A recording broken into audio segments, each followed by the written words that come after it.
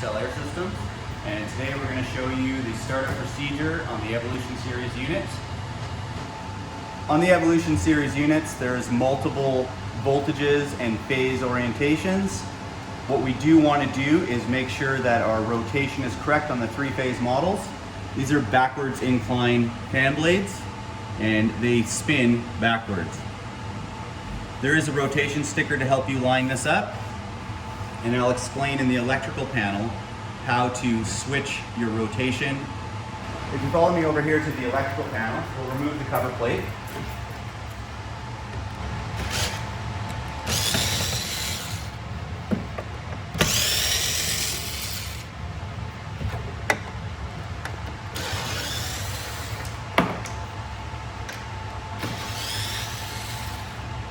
After removing the 4 Phillips stainless steel screws, you can slide the electrical cover plate off. You'll notice the wiring diagram on the back. Once you've gained access, you'll notice your main power contactor with your 3 main power lugs. It's important to do this with the breaker off and use any appropriate test equipment to prove the power is actually off. Line 1, line 2, and line 3 are your main power feeds. And in the event of a poor rotation or improper rotation of your fan, you're going to reverse any 2 leads. Switch L1 and L2 to change this direction.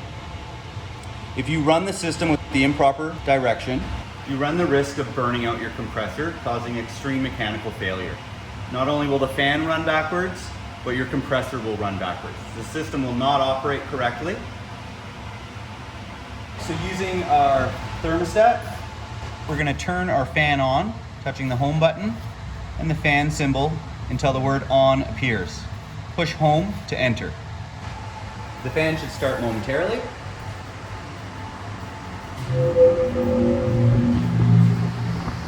If it's too difficult to tell the rotation of the fan as it's running, you can turn the fan motor back off and allow it to slow down. Do not put your fingers into the fan.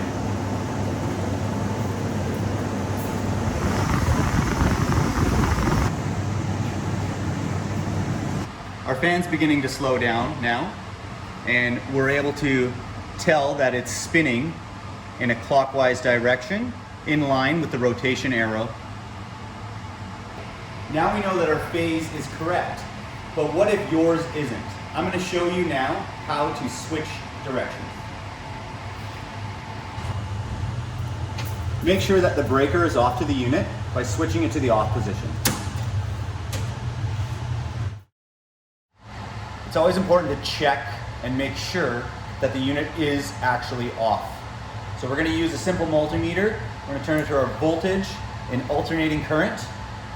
And we're just going to check our line 1, 2, and 3 on the contactor. Line 1 to line 2 is showing 0 volts. Line 1 to line 3, 0 volts. And line 2 to line 3, 0 volts. Now that we've ensured the power is actually off and we're not going to hurt ourselves or anyone else, we're going to swap power leads. Now we're going to switch line 1 with line 2. In our case, we have a red and black conductor.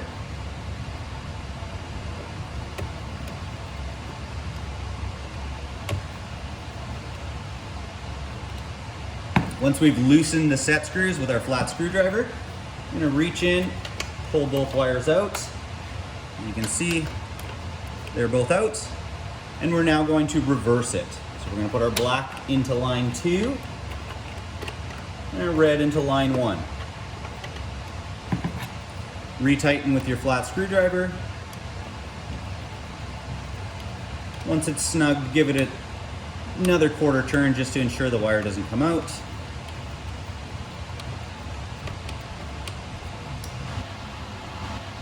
So now that we have switched the rotation, we can now do the test procedure again, where we're going to turn our fan on and again check the rotation at the fan wheel with the rotation sticker. Now that we've ensured our fan and compressor are going in the correct direction, we're going to go ahead and start the unit up in cooling mode. So if we go to our thermostat again, we're going to push home and the cool/sun flake. Turning the unit to cool, you can then adjust it to the desired temperature and push home. The unit should start momentarily.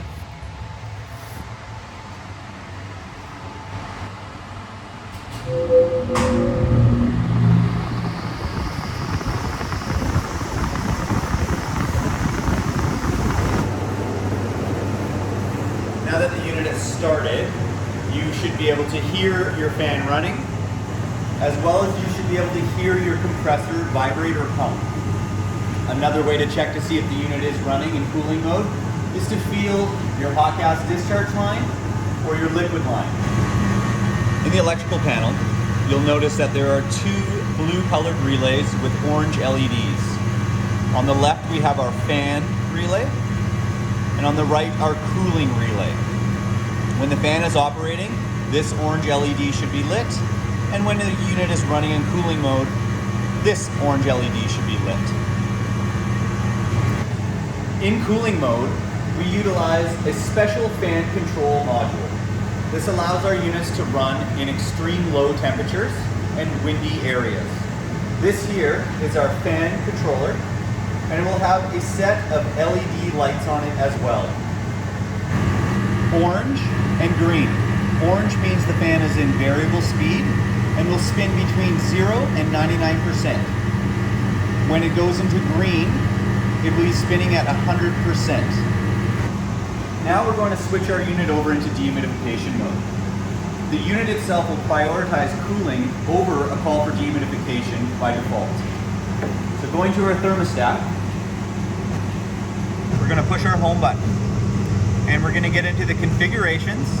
Continue to push the configurations button until you read the word humidity. Push the white arrow.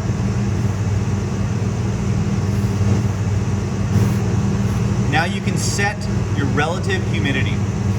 It will display in the large number the actual humidity in the space. You want to make sure it's set below this relative humidity to turn the unit on. Followed with the home button to enter.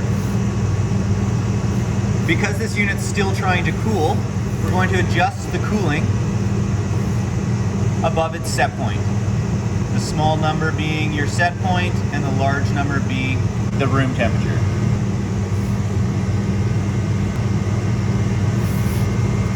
Followed by the home button.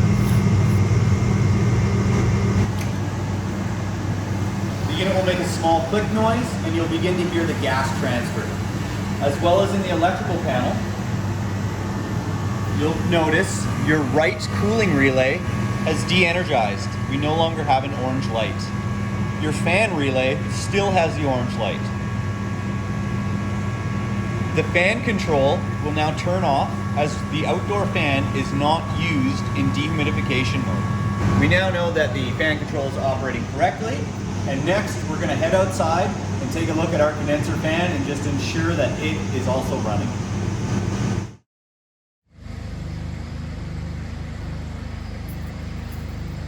So here we have our condensing fan unit, and in a moment here you're going to see that turn on and it will adjust its speed.